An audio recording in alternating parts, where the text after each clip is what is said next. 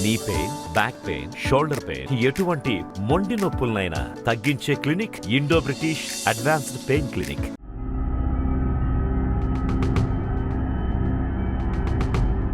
అందరిలాగే ఆ కొడుకుపై తల్లిదండ్రులు ఎన్నో ఆశలు పెట్టుకున్నారు. ఉన్నత చదువులు చదివించాలని చెప్పి కరీంనగర్లో ఉన్న జ్యోతిష్మతి ఇంజనీరింగ్ కళాశాలలో పాలిటెక్నిక్ మొదటి సంవత్సరంలో జాయిన్ చేశారు.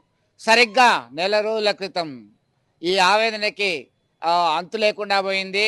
ఆయన పుట్టినరోజు వేడుకలని స్నేహితులతో కలిసి జరుపుకున్నాడు. అదే మార్చి 1వ తేదీన అభిలాష్ అనేటువంటి విద్యార్థి జ్యోతిష్మతి ఇంజనీరింగ్ కళాశాలలో పాలిటెక్నిక్ మొదటి సంవత్సరం చదువుతున్నాడు. ఆయన కొంతమంది స్నేహితులు 8 మంది స్నేహితులతో కలిసి బయటకు వెళ్ళారు. అది సీసీ ఫుటేజ్ కవరేజ్ అయింది. ఆ తర్వాత మళ్ళీ హాస్టల్లోకి వెళ్ళాడు. ఇంజనీరింగ్ కళాశాలకు అనుబంధంగా ఉన్నటువంటి హాస్టల్లోకి వెళ్ళాడు. మళ్ళీ బయటకు వచ్చారు. 11 గంటల ప్రాంతంలో రాత్రి 11:40 ఆయన విజువల్ కనబడింది.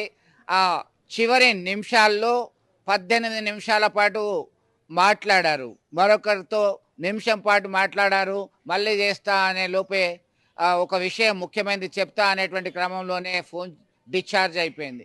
అది కట్ చేస్తే 26వ తేదీన ఓ వ్యవసాయ బావిలో మొండె ఉంది అని చెప్పి రైతు ఇచ్చినటువంటి సమాచారం మేరకు పోలీసులు రంగంలోకి దిగారు. రంగంలోకి దిగిన తర్వాత అభిలాష్ యొక్క మొండాన్ని గుర్తించడం జరిగింది. ఆయన తలను వెతకడానికి వారం రోజుల టైం పట్టింది. పొక్లైన్లు బట్టి అలాగే గజగీతాలను దించి పోలీసులు కృషితో ఆ తల బయటకు వచ్చింది. అయితే తన యొక్క కుమారుని మృతికి ఆత్మహత్య ఇప్పటికీ కొంతమంది విభిన్న రకమైనటువంటి అనుమానాలు వ్యక్తమవుతున్నాయి. ఎవరు చేశారు, ఇది ఇంకేదైనా కారణం ఉందా దీని వెనుక, ఈ మృతి వెనుక డెత్ మిస్టరీగా మారింది. అయితే పేరెంట్స్ ఆవేదనకి అంతు లేకుండా పోయింది. తన కుమారునిది కళాశాల యాజమాన్యము అలాగే వార్డెను ఇతరులు ఆ బృందం అంతా కలిసి హత్య చేశారు అని చెప్పి ఖచ్చితంగా హత్య చేశారు. వారి మీద చర్యలు చేపట్టాలి, న్యాయం జరిగేంత వరకు పోరాటం చేస్తాను, తనకున్న కుమారుణ్ణి పొట్టన పెట్టుకున్నారని చెప్పేసి ఆవేదన వ్యక్తం చేస్తున్నారు తల్లిదండ్రులు. జయశంకర్ భూపాల్పల్లి జిల్లా కాటార మండలం దామరకుంటలో ఉంటున్నటువంటి శ్రీనివాస్ దంపతుల కుమారుడైనటువంటి అభిలాష్ మృతి చెందినటువంటి విషయాన్ని తట్టుకోలేకపోతున్నారు. ఆ మొండాన్ని ముందుగానే గత 26వ తేదీనే పోస్ట్మార్టం నిర్వహించడం జరిగింది. అలాగే తాజాగా 2వ తేదీన ఈ నెల 2వ తేదీన ఆ తల దొరికింది. అది అక్కడే పోస్ట్మార్టం నిర్వహించి ఫోరెన్సిక్ ల్యాబ్ పంపారు. దాన్ని సైతం పంపించడం జరిగింది. మొత్తం మీద అభిలాష్ డెత్ మిస్టరీ ఎన్నో అనుమానాలకి తావిస్తుంది. దీని మీద పూర్తిగా విచారణ జరపాలి, సమగ్రమైనటువంటి విభిన్న కోణాల్లో పరిశోధన జరపాలని చెప్పేసి స్థానికులు అలాగే విద్యార్థులు సైతం కోరుతున్నటువంటి పరిస్థితిని మనం గమనించవచ్చు. వాళ్ళు ఏమంటున్నారో తల్లిదండ్రుల ఆవేదన ఏందో మనం ఒకసారి తీసుకుందాం.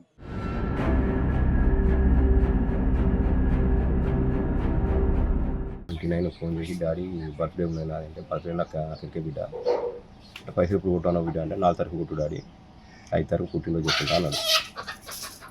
ముందు ఇట్లా కొట్టాను డాడీ అంటే ముందు వద్దు 4 తారీఖు కొట్టు డాడీ ఇంకా ఖర్చు అయితే 5 తారీఖు కేక్ తీసుకొని కట్ చేసుకుంటా అని చెప్పిండు. 29 ఫోన్ చేసి 1 తారీఖు ఒక్క పూట కాలేజీ పోయిండు, మీ అబ్బాయి రాలేదని చెప్పింది మేడం. జ్వరం వచ్చింది అన్న జ్వరం గిట్ట రావచ్చు పడుకోవాల్సి రాకుండా. ఇక మా సాయంత్రం ఫోన్ చేస్తే స్విచ్ ఆఫ్ వస్తాను. అలా తెల్లారి ఫోన్ చేసిన స్విచ్ ఆఫ్. సాయంత్రం 7 గంటలా కొట్టుకుంటున్నా స్విచ్ ఆఫ్. అలా ఫ్రెండ్కి ఫోన్ చేసిన నేను వేరే నెంబర్ బట్టి. అలా ఫ్రెండ్కి ఫోన్ చేస్తే మీ అప్డేట్ మిస్సింగ్ అన్నాడు. వీడికి హైదరాబాద్ వెళ్ళిపోయినాం. మధ్యలో పోయినాక వాడని ఫోన్ చేసిండు అప్డేట్ మిస్సింగ్ అని. అప్పుడు కాలేజీ కాడికి పోయినాం. కాలేజీ కాడికి పోతే ఉన్నాడు మీ అబ్బాయి ఉన్నాడు, ఏడి కూడా చెప్తాం. మీ అబ్బాయికి ఏం కాలే, పిల్లలు అట్లా అన్నారు, చైర్మన్ అట్లా అన్నాడు, వార్డన్ అట్లా అన్నాడు, అందరూ అదే పని. ఉన్నాడు మళ్ళీ మధ్యలో పోయినా ఉన్నాడు, ఏం కాలే అత్తడు, మళ్ళీ ఎప్పుడు పోయినా అత్తడు అంటారు.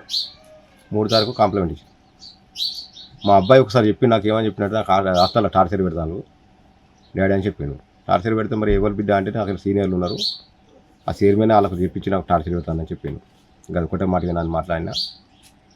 ఆ అబ్బాయి 1 తారీఖు మిస్సింగ్ అయ్యిండు, ఎప్పుడైనా ఉన్నాడు అంటాను, పోయినప్పుడు వాళ్ళు ఉన్నాడు అంటాను. ఇప్పుడు ఆయన దగ్గరికి ఆయన తెలియదు మామూలుగా.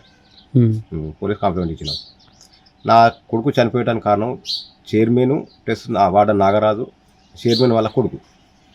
వీళ్ళ టార్చర్ బాగా పెట్టేదట. ఆ టార్చర్ వల్ల నా కొడుకు మరి చంపేసిందా చైర్మనే చంపేసి వేసినట్టున్న వల్ల నాకైతే అనుమానం చైర్మన్ విన్నప్పుడు డెడ్ బాడీ కాడ మేము వేసుకుంటాం కానీ ఇప్పటికి కూడా కనీసం ఫోను లేదు, ఆ డెడ్ బాడీకి వచ్చింది లేదు, అక్కడ చూసింది లేదు, ఏం లేదు. ఆయన చంపేకపోతే ఆయన రాకపోరా.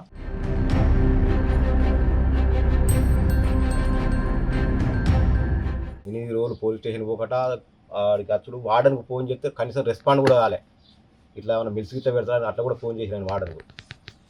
చైర్మన్ అద్దన్నాడని చెప్పిండు.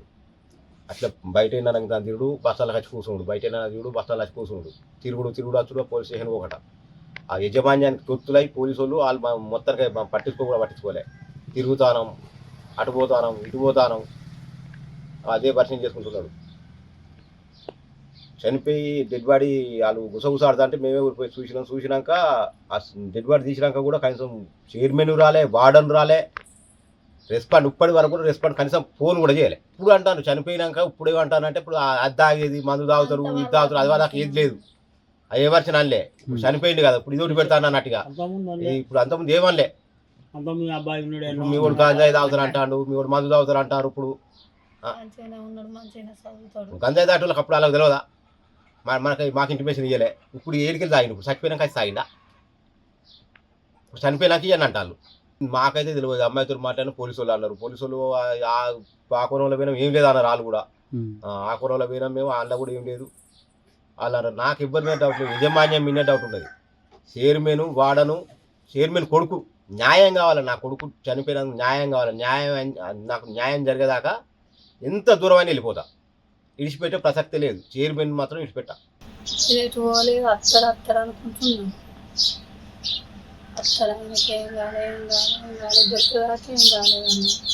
ఇప్పుడు సీసీ ఫుటేజ్ అంటారు. అప్పుడు మాకు సీసీ ఫుటేజ్ చూపెడితే కూడా చూపెట్టలేదు. చూపెట్టమంటే 2 రోజులు తిరుక్కుంటున్నాం. లాస్ట్ ఆడడానికి ఫోన్ చేస్తే ఆడవాళ్ళు ఉన్నారు, లోపలికి వస్తా అన్న, మీకు ఎవరు కావాలి అన్నారు. అవుతుంటే మేము హాస్టల్ కాడికి పోయినప్పుడు వాళ్ళు ఉన్నాడు, ఆయనకి ఏం కాలేదు, మా దగ్గరనే ఉన్నాడు, ఏం కాలేదు, బాబుకి ఏం కాలేదు అని చైర్మన్ సార్ పోయినప్పుడు మరగొట్టున్నాడు. పోలీసు వాళ్ళ దగ్గరికి వస్తే వాళ్ళు కూడా ఉన్నాడు, మీ బాబే ఉన్నాడు నేను తీసుకొస్తాం ఆయనకి ఏం కాలేదు అన్నాడు. చూపెట్టలేదు, ఏం లేదు, ఉన్నాడు అన్నాడు. చూపెట్టలేదు, చెయ్యి మేము తీసుకొస్తాం అని అన్నారు. పోరడు తీసుకొస్తా అంటే ఆయన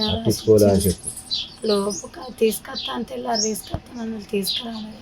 కాలేజీ యజమాన్యం మీదే మాకు డౌట్ ఉంది. మాకు మేము ఎతికినప్పుడల్లా మాతోటి కొంచెం కూడా రావడం లేదు. వాళ్ళు బాడీ దొరికినప్పుడన్నా కనీసం ఫోన్ అన్నా కనీసం రావడానికి మరి ఏమైంది, ఎట్లా జరిగింది అబ్బాయికి అనే ఇన్ఫర్మేషన్ కూడా మాకు ఇవ్వలేదు. వాళ్ళు వచ్చి కనీసం చూడలేదు అబ్బాయిని. అంత నిర్లక్ష్యంగా ఉన్నారంటే వాళ్ళదే, అంత ఉన్నదంతా వాళ్ళతోటే ఉన్నది. వాళ్ళకు శిక్ష పడే రాక మేము ఎక్కడికైనా పోతాం, ఏమైనా చేస్తాం. వాళ్ళ కాలేజీ యాజమాన్యం మీదే మాకు డౌట్ ఉన్నది. పోలీసు వాళ్ళు కూడా వాళ్ళకు తొత్తులయ్యి మరి చెప్పలేదా ఇన్ని రోజులు తెలియదు మాకు. ఆ పోలీసు వాళ్ళకు కూడా తెలుసు, మ్యాటర్ అంతా వాళ్ళకి తెలిసి కూడా మాకు డైవర్ట్ చేసారు. మ్యాటర్ అంతా డైవర్ట్ చేసిండ్రు. ఏదో ఉన్నాడని ఇన్ని రోజులు చెప్పారు, కానీ మేమేదో నమ్మినాం వాళ్ళని, గుడ్డిగా నమ్మిన ముందుకు మా అబ్బాయిని మాకు బొక్కలు అప్పచెప్పారు. అంతే, మాకు బొక్కలు అప్పచెప్పారు. ఇక అయిపోయింది, కేసు చల్లబడేసారు. పోలీసు వాళ్ళు కూడా మమ్మల్ని చల్లబడేసారు.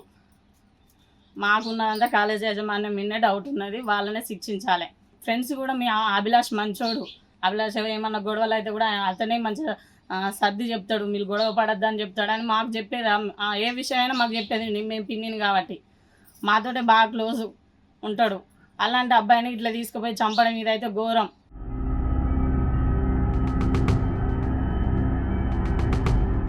మరిన్ని వీడియోస్ కోసం ఛానల్ ని సబ్స్క్రైబ్ చేయండి. లేటెస్ట్ అప్డేట్స్ కోసం వాట్సాప్ ఛానల్ ని ఫాలో చేయండి. అండ్ లింక్ డిస్క్రిప్షన్ లో ఉంది.